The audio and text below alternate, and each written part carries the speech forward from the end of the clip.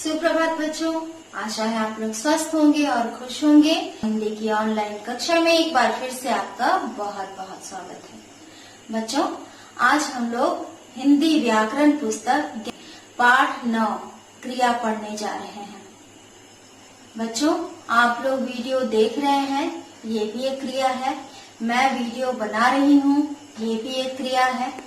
देखना, सुनना, बोलना, लेटना, जागना, बैठना, गाना, ये सारे काम जो आप लोग दिन भर में कई बार करते हैं, दोहराते हैं, ये सभी काम क्रिया के अंतर्गत आते हैं।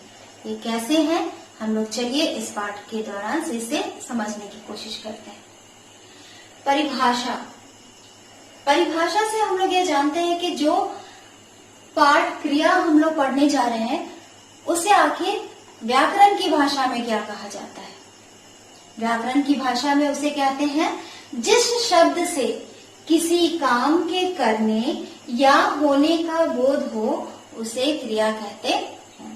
जैसे उदाहरण में है खाना, बोलना, लिखना आदि। आदि में बच्चों बहुत सारे काम हैं, जो सारे काम आप लोग दिन भर में करते रहते हैं।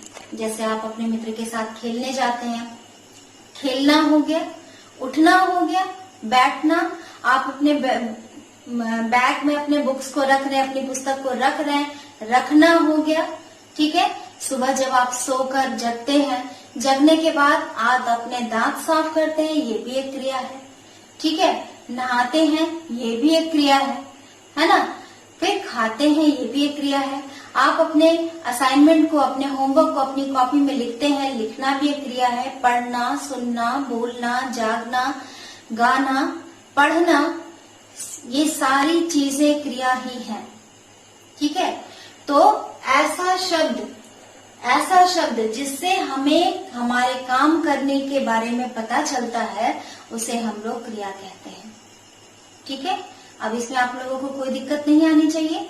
जैसे आप लोग अभी वीडियो को सुन रहे हैं, मेरी बात को सुनकर समझने की कोशिश कर रहे हैं, तो ये सुनना, देखना, समझना, पढ़ना, ये सारी क्रिया के अंतर्गत आते हैं। ये सारे कार्य क्रिया है। बच्चों, आपने क्रिया को व्याकरण की परिभाषा के रूप में समझने का प्रयास किया, उसके उदाहरणों को जाना, और अब हम लोग वाक्य के द्वारा क्रिया को समझने का प्रयास करते हैं। हमारा प्रश्न है क्रिया शब्द पहचाने, और यहाँ पर कई सारे वाक्य दिए गए हैं। इन सभी वाक्यों को ध्यान से पढ़ना है और इसमें छुपे हुए क्रिया शब्द को हमें ढूंढकर उसे रेखांकित करना है। गुब्बारा उड़ रहा है, इस वाक्य में कौन सा ऐसा शब्द है जिससे इस वाक्य में काम करने के बारे में पता चल रहा है? कौन सा ऐसा शब्द है जो क्रिया के होने का बोध करा रहा है, काम के होने का बोध करा रहा है? गुब्बारा उड़ रहा है, तो ये उड़ शब्द जो है यह बता रहा है कि इस वाक्य में कौन सा काम हो रहा है। इस वाक्य में गुब्बारा के द्वारा उड़ने की क्रिया की जा रही है, तो ये उड़ शब्द जो है वह हमारा क्रिया है। आगे बढ़ते हैं। बालिका गीत गा रही है। एक बालिका है, गीत मतलब गीत को वो क्या कर रही है, गा रही है। इस पूरे वाक्य में कौन सा ऐसा शब्द है जो बालिका के द्वारा किए गए काम के बारे में बता रहा है? जिस शब्द से हमें पता चल रहा है कि बालिका कर क्या रही है। तब बालिका गीत गा रही है, इसमें गा शब्द जो है ये जो है क्रिया है।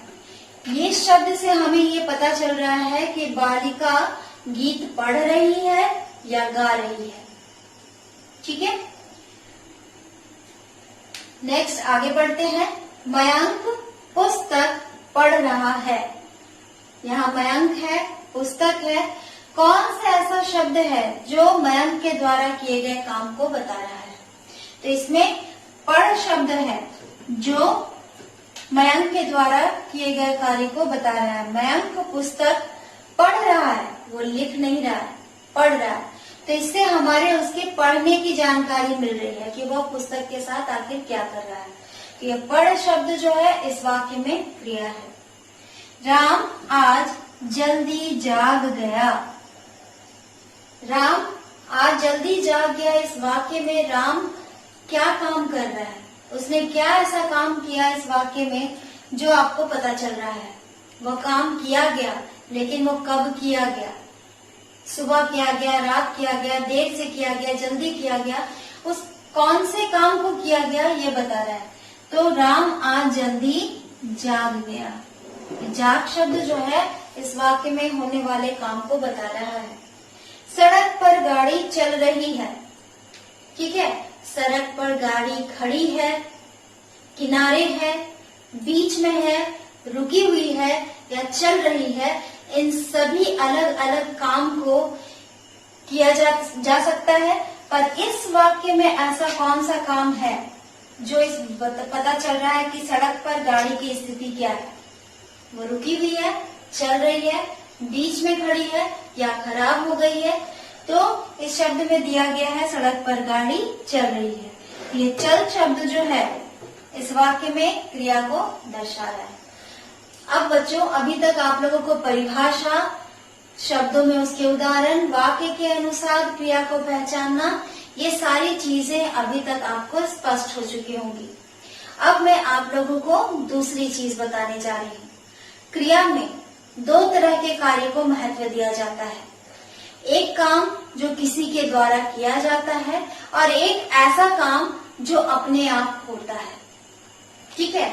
जैसे मैं खाना खा रही हूँ, तो खाना जो है वो मेरे द्वारा खाया जा रहा है। पर बारिश हो रही है, बारिश के होने में मेरा कोई हाथ नहीं है, बारिश के रुकने में मेरा कोई हाथ नहीं है। बारिश हो रही है, सूरज उग रहा है, रात हो गई, तारे निकल आए, इन सभी चीजों को मनुष्य हैंडल नहीं करते, वो मनुष्य के बोलने से नहीं होते। तो वैसे काम जो खुद अपने आप हो जाते हैं वो भी क्रिया के ही रूप है, और क्रिया के वो भी रूप है जो काम मनुष्य के द्वारा किए जाते हैं या किसी और से करवाए जाते हैं, ठीक है। जैसे माली पौधों को पानी दे रहा है, माली के द्वारा पौधों को पानी दिया जा रहा है, यानी माली क्या काम कर रहा है, पौधों को पानी देने का काम कर रहा है। पर आसमान में तारे निकल आए, आसमान में तारे निकल आए, इसमें माली का या मेरा या आपका या आपके पेरेंट्स का किसी का कोई हाथ नहीं है, वह क्रिया अपने आप हो रही है, ठीक है। तो वैसे काम जो अपने आप होते हैं वो भी क्रिया के अंतर्गत ही आते हैं, वैसे काम जो आपके द्वारा या मेरे द्वारा किए जाते हैं वो भी क्रिया के ही अंतर्गत आते हैं।